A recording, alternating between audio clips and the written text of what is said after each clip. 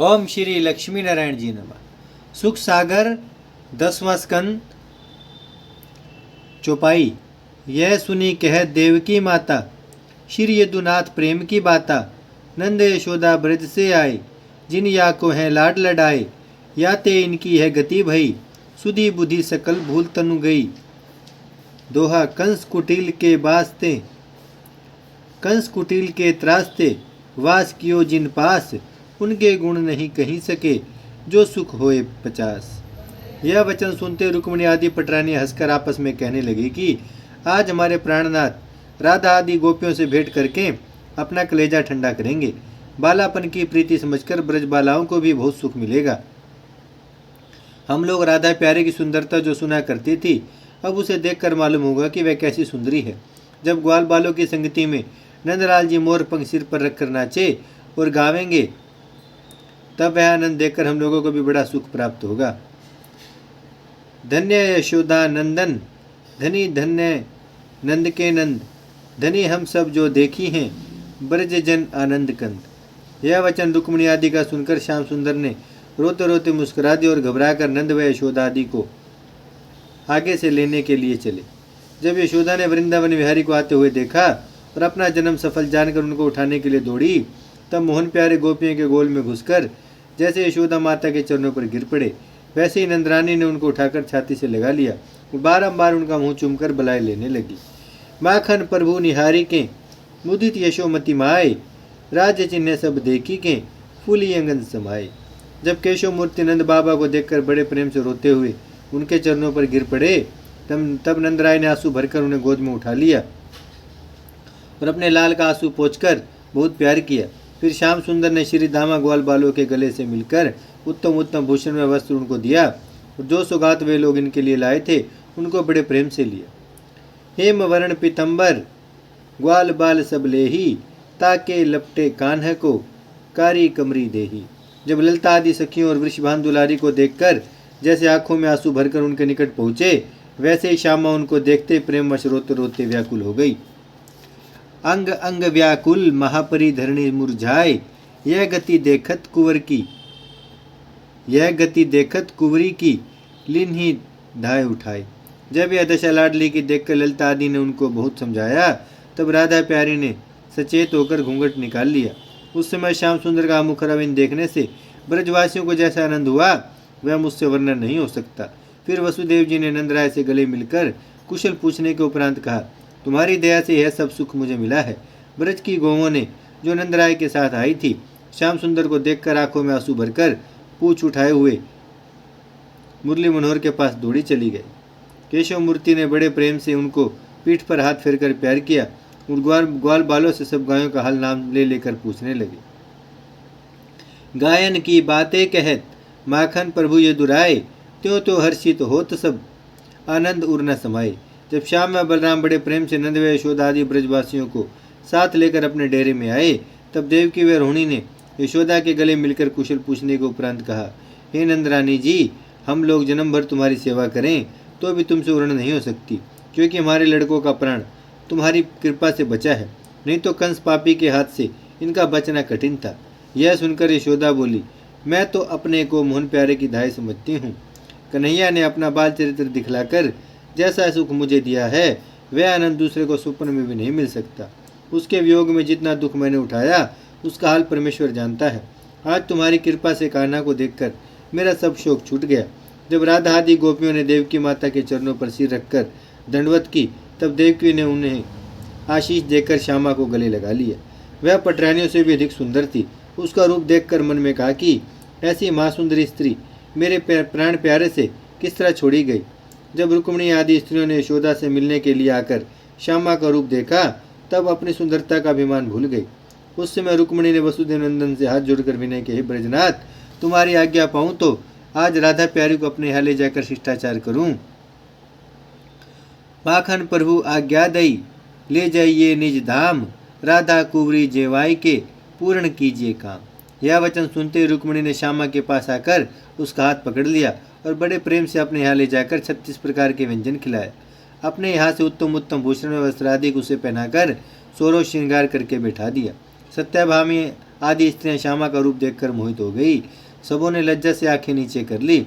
उस समय वृंदावन विहारी ने जाकर वृषभान दुलारी की शोभा देखी तो रुक्मिणी आदि से कहा, जो चाहे मोहि बश करन तिहु लोक में कोई, श्री वृषभान कुमारी को हित सो सेवे सोय। यह बात मुरली मनोहर की सुनते ही राधा प्रसन्न होकर मुस्कुराने लगी। रुक्मिणी आदि ने समझा कि विकुंठनाथ वृषभान दुलारी का हम सबसे अधिक प्यार करते हैं। जिस समय द्वारकानाथ ने नंद व यशोदा आदि ब्रजवासियों को एक ओर बिठाकर बड़े प्रेम से सुनहली थालियों में 36 प्रकार के व्यंजन उनके सामने परोस दिए और दूसरी ओर आप यदुवंशियों समेत बैठकर भोजन करने लगे, उस समय सब छोटे बड़े वे आनंद देखकर प्रसन्न हो गए। इतनी कथा सुनाकर शुकदेव जी बोले, परीक्षित, श्याम सुंदर जितना प्रेम ब्रजवासियों के साथ रखते थे उसका हाल मुझसे कहा नहीं जा सकता।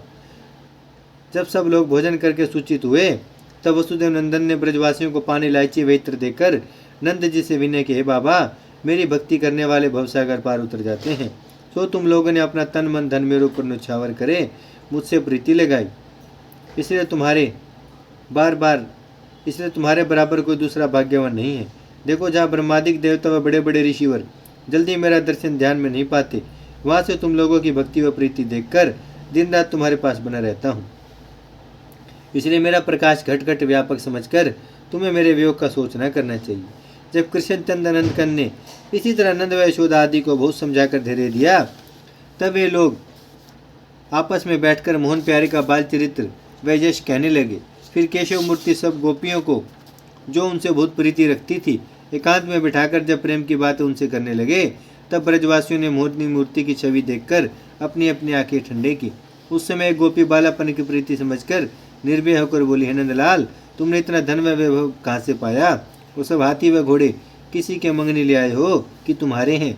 तुमको यह बात याद होगी कि हम सब ब्रजबाला तुम्हारे एक विवाह होने के लिए हंसा करती थी, सो अब तुम 16,108 स्त्री से विवाह करके उनके साथ भोग विलास करते हो। भला यह तो बताओ, तुमको हमारा दूध दही चुरा कर खाने, उखल से बांधे जाने और वन में गोपियों को रोक कर दही धान लेने की सुधि है या नहीं? हम लोगों को तुम्हारे वियोग में एक दिन 1 वर्ष समान बीतता है। तुमने इतने दिन हमारे बिना किस तरह काटा? जैसी कठोरता तुमने हमारे साथ की, ऐसा निर्मोही संसार में कोई ना होगा। जब वृंदावन विहारी ने ऐसी ऐसी अनेक बातें गोपियों की सुनी, तब विनयपूर्वक उनसे बोले, हे प्राण प्यारियों, जो सुख व विलास मैंने तुम्हारे साथ किया है, वह आनंद, यह सब वैभव रहने पर भी नहीं मिलता। जो कोई प्रेम पूर्वक मेरा ध्यान व स्मरण किया करता है, उससे मैं क्षण भर भी अलग नहीं रहता। मैं ग्रहण स्नान करने के बहाने केवल तुम लोगों से भेंट करने आया हूँ। हमको तुम सुमिरो मन माही, हम हूँ सदा रहे तुम पाही। सर्व आत्मा हमको जानो, सब जीवन के जीव बखानो। आत्म ही सो आत्म देखो, यह अध्यात्म ज्ञान विशेखो। राजन ऐसी विधि बही ठाई, हरिजू सब गोपीन समुझाई। सफल जन्म ताको जगमाही, जाको मन हरि चरणन पाही। यह सुनकर गोपियों ने कहे, प्रभु, ज्ञान उपदेश करते समय हम लोगों को उद्धव का कहना अच्छा नहीं मालूम हुआ था, पर अब उस ज्ञान का गुण जानकर हम लोग अपने को तुमसे अलग नहीं समझती।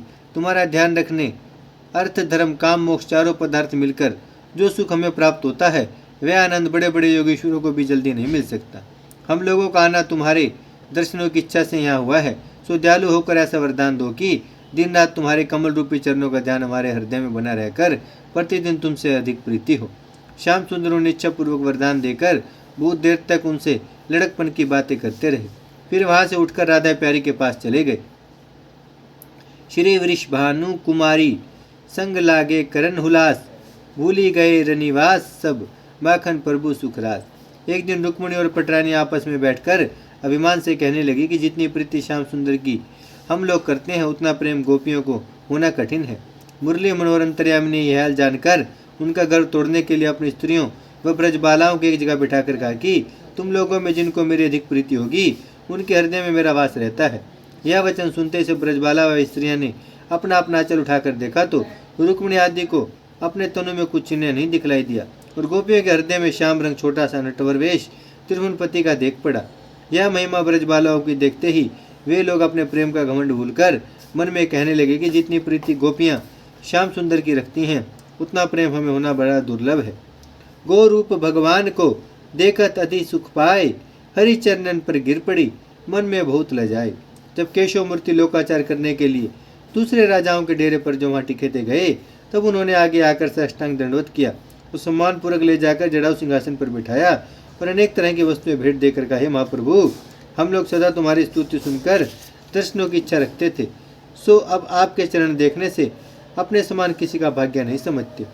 जिस तरह आपने दयालु होकर हमें कृतार्थ किया, उसी तरह कृपा करके ऐसा वरदान दीजिए कि तुम्हारे चरणों की भक्ति व प्रीति सदा हमारे हृदय में बनी रहे।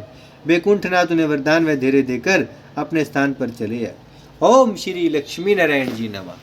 भजमन नारायण नारायण नारायण, श्रीमन नारायण नारायण नारायण, लक्ष्मी नारायण नारायण नारायण, सत्य नारायण नारायण नारायण, भजमन नारायण श्रीमन नारायण, लक्ष्मी नारायण सत्य नारायण, भजमन नारायण नारायण नारायण। भागवत महापुराण की जय, लक्ष्मी नारायण भगवान की जय, गौ माता की जय, गंगा मैया की जय, धरती माता की जय, शिव परिवार की जय। हर हर महादेव, हर हर महादेव, हर हर महादेव। परम पिता शिव परमात्मा नमः शिवाय। ओम नमः शिवाय।